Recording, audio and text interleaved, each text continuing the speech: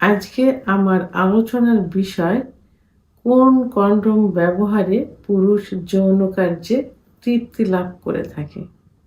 দেশের এবং প্রবাসের ভাই বোনদের প্রতি সালাম।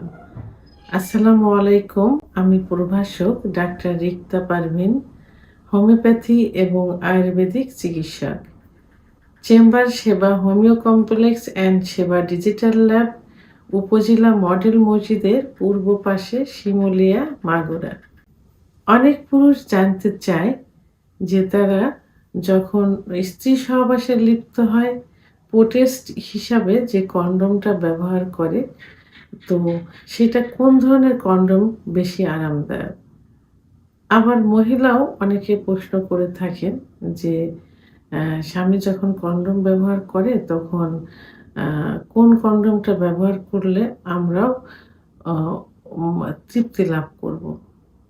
অর্থাৎ আ কন্ডোমটা ব্যবহার ছাড়াই কিন্তু পুরুষ এবং মহিলা উভয়ে তৃপ্তি লাভ করে থাকে বেশি।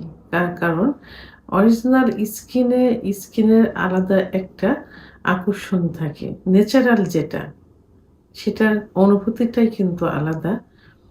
কিন্তু যখন প্রোটেস্ট বা কন্ডোম ব্যবহার করা হয়, সেই অনুভূতিটা কিন্তু আসে না। ন্যাচারাল প্রাকৃতিক সেই অনুভূতিটা আসে না। তবে হ্যাঁ, পুরুষ রেগুলার যে কন্ডোম ব্যবহার করে থাকে সেটা যথেষ্ট ভালো। সেটা সফট, একটু পিচ্ছিল হয়ে থাকে, তৈলাক্ত ধরনের। সেটা সাদা কালার, হলুদ কালার, একটু রেড কালারও হতে পারে। এটাও যথেষ্ট ভালো।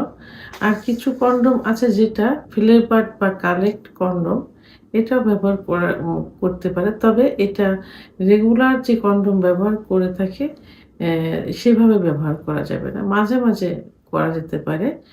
আরেকটা কন্ডোম আছে যেটা ডটেড কন্ডোম। এটা দেখা যায় ডট ধরনের দেখা যায় এই কন্ডোম। এটাও ব্যবহার অনেকে পছন্দ করে। তবে এটাতে ওইভাবে রেগুলার কন্ডোমের মতো কিন্তু অনুভূতিটা আসে না। এটা রেগুলারের মতো ব্যবহার না করে মাঝে, মাঝে এটা ব্যবহার করতে পারেন। আরেকটা কন্ডোম আছে রিড কন্ডোম।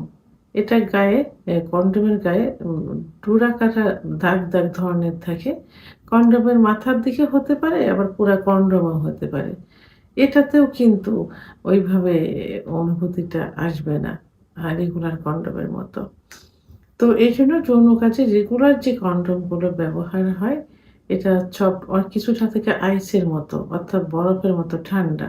এটাতে কিন্তু ন্যাচারাল আসে না। অনেকের মানে যত রুগীদের সঙ্গে কথা হয়েছে, রুগীরা যে এটা দেয়, আ রিভিউটা দেয়, তারা কিন্তু বলে যে সব কন্ডোমই ব্যবহার করেছি, কিন্তু ন্যাচারাল যে এই কন্ডোম ছাড়া স্বামী-স্ত্রীর স্কিনের যে ন্যাচারাল একটা আকর্ষণ থাকে, এটা কোনো কন্ডোমে আসে না। তবে যতটুকু জাস্টিফাই করে দেখা গেছে, রোগীর মুখে শুনে যতটুকু বোঝা গেছে, রেগুলার যে কন্ডোমটা ব্যবহার করে এই কন্ডোমটাই স্বাচ্ছন্দ্য বোধ করে থাকে।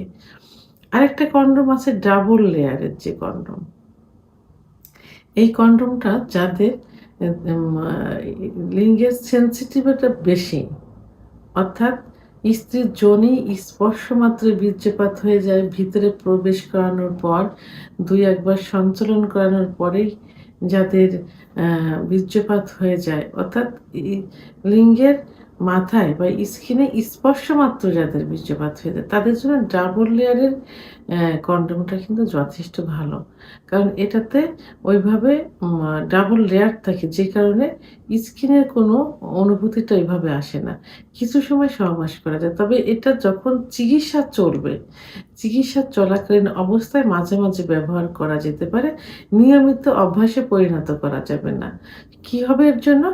লাস্টে যখন কন্ডোম ছাড়া সহবাস করতে যাবেন, সুস্থ হইলেও সেটাতে সম্ভব হবে না। ওইটার প্রতি আকর্ষণ থেকে যাবে।